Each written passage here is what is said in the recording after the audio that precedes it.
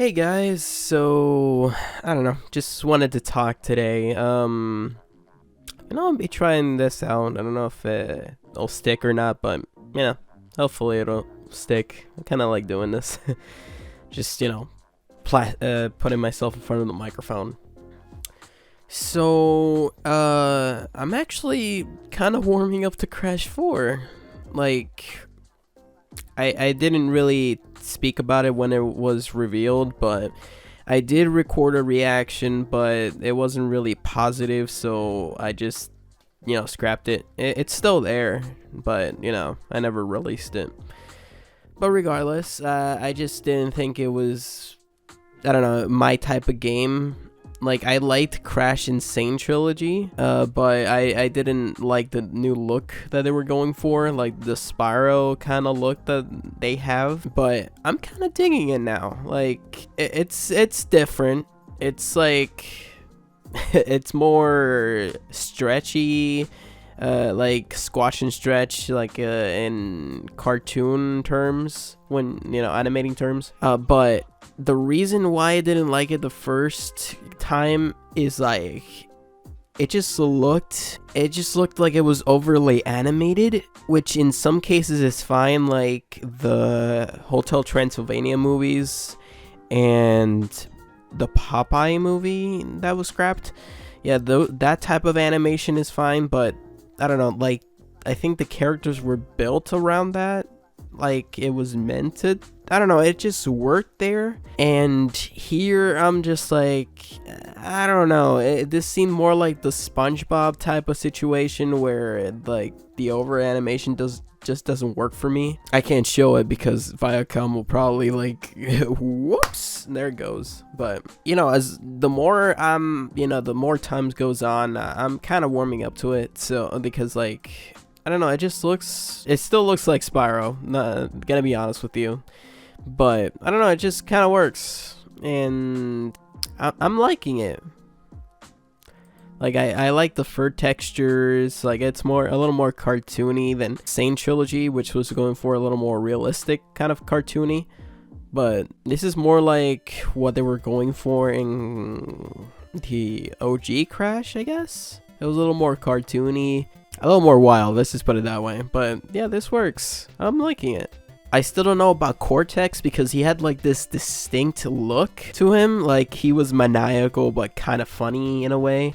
Here it just looks very Chad-like. Like, I don't know how you change that huge forehead in between games, but... And Coco still looks a little iffy because she looks like... You know how they were making, fun of Sonic's lankiness in like the early 2000s, where he just like kept getting longer and longer and longer, and then every other feature of him kept getting like thinner, and like, I don't know, you know what I mean, right?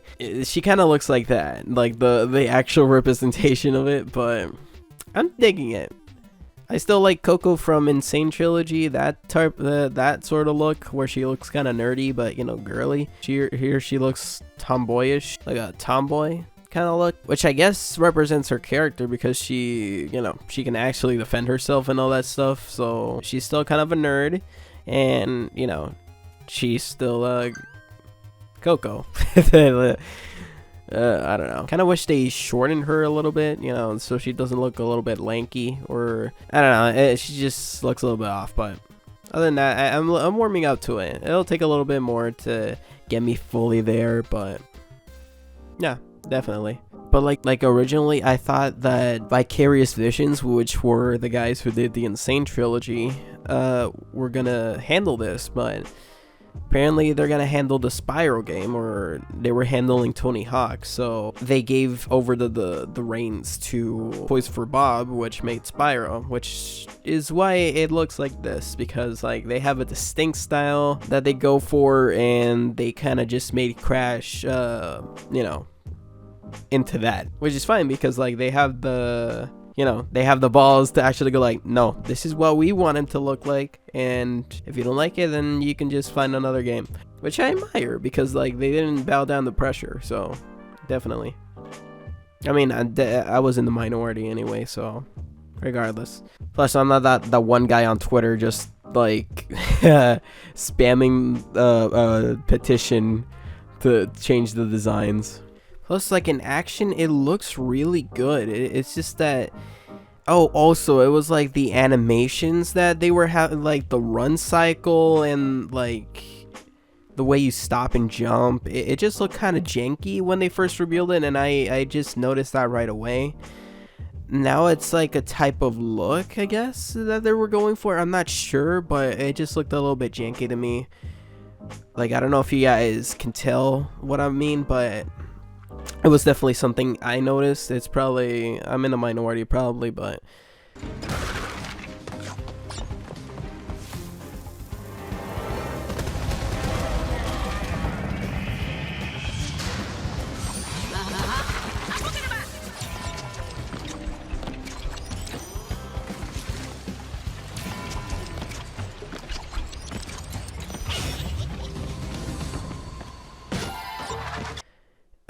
they can just fix that up if they want. If they don't, and if that was intentional, then I'll just get used to it, I guess. Like, everything else is polished. Like, it runs at 60 FPS. The animations are really good. Like, the ones where you throw yourself off the vine, the one where he speeds up to start running. His spinning animation's on point. Like, everything else is on point. This is mostly the minor stuff. Plus, to be fair, like when he grinds on the rails, it's pretty cool. I don't know, it just looks cool. Like, I can see this definitely turning into like a Breath of the Wild situation where I just didn't care for Breath of the Wild at first, but then like when the Nintendo Switch presentation trailer showed up, they made me care about Breath of the Wild, and I literally just pre-ordered it like that same night or something. Like, I was like, yo, this is sick. I'll go for this, definitely. I warmed up to it quickly. Like, I didn't give a shit at all, but then, you know, they made me care because they showed me the right stuff. And what do you know? It's one of my favorite games. So maybe it's that type of situation. But like, I wish I could just play the game, because like it's definitely more of a gameplay thing if it can like fully convert me over, like, or grab me. Like, once I play a game, I go like, okay, yeah, definitely, this is where my money's going.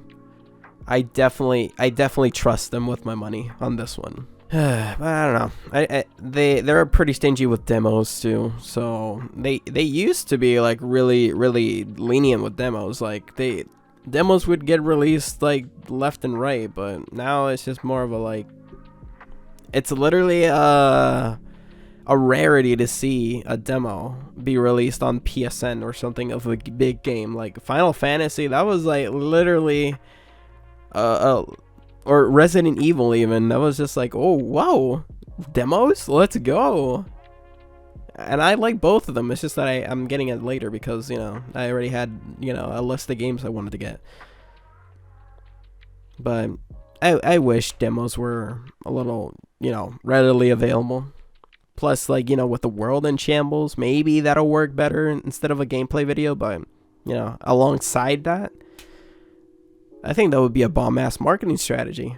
But that's up to them and Activision. But I don't know if Activision will be like, okay, sure, just drop it. You know, since we don't get E3 anymore, that'd be cool. And release demos, like a special demo that's only available from this period of time to this period of time, where you can try out the game in its pre-alpha form or something. That would be awesome. And like, people who are kind of iffy on the game can just like, yo, this is actually pretty lit or something. Or, you know, it's not my type of game, but I see why people are excited. You know, stuff like that. That could work. But that's definitely up to them. So, yeah, I just wanted to talk about that. Yeah, I've been feeling a little more motivated, you know, lately.